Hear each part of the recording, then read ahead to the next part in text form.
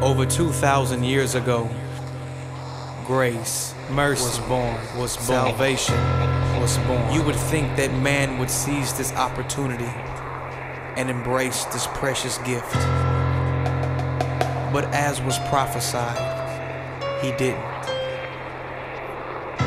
Yahshua, giving his life to us so that we may give our lives to him. Truth.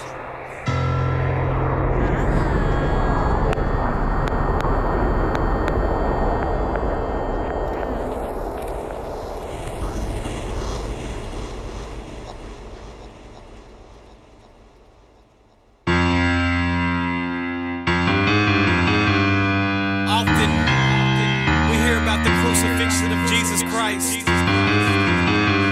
but I don't think we really embrace what it is that he went through. Because if we did, we wouldn't practice that same sin. There's no hook for this, just bars of truth. The beginning was the Word, and the Word was with God.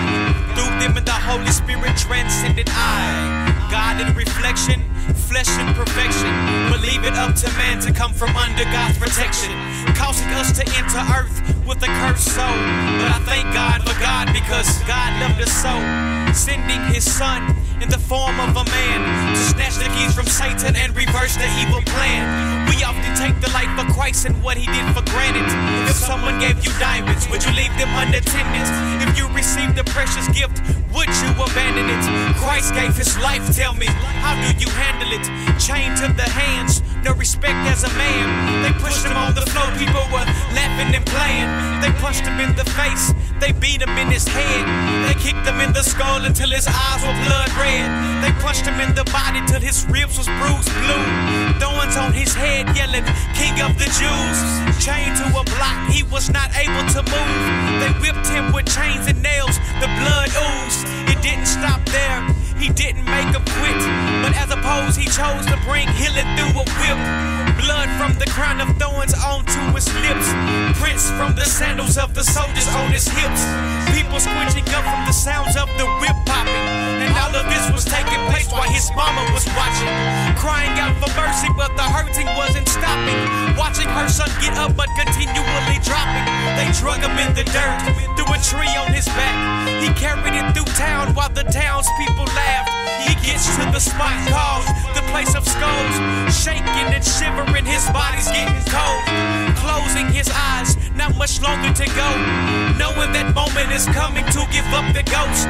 They stretch out his arms, drove nails through his wrist and nails through his feet, so it hurts when he lifts. In disbelief, he's searching for relief. He asks God the question, why hast thou forsaken me? They pierce him in his side as his mom cries, tears streaming down from the pain in his eyes. He's paying the cost to redeem the lost for the very same people that hung him on the cross. That's you and me. He died on Calvary to save us from iniquities and live a life that's free. This is my Lord, what more can I stress? Every time you sin, you take him through that process.